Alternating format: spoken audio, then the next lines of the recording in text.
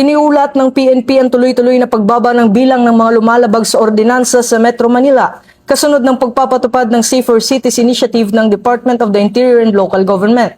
Batay sa datos ng PNP, bumaba ang bilang ng mga violators mula 11,742 noong ika-6 ng Abril hanggang 6,514 na lamang noong ika-19 ng Abril. Ayon kay PNP spokesperson Police Brigadier General Randolph Tuanyo, nagpakita ito ng mas mataas na antas ng kamalayan at pagsunod ng publiko sa mga ipinatutupad na ordinansa.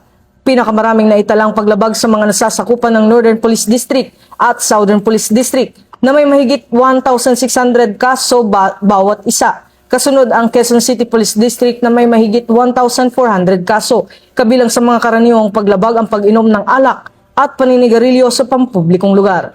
Ayon sa PNP, mas marami na rin ang sumusuporta sa implementasyon ng programa kumpara sa mga naunang reklamo. Kaugnay nito, patuloy na hinikayat ng PNP ang publiko na sumunod sa mga lokal na ordinansa at makiisa sa mga programa ng pamahalaan upang mapanatili ang kaayusan, disiplina at kaligtasan sa Metro Manila.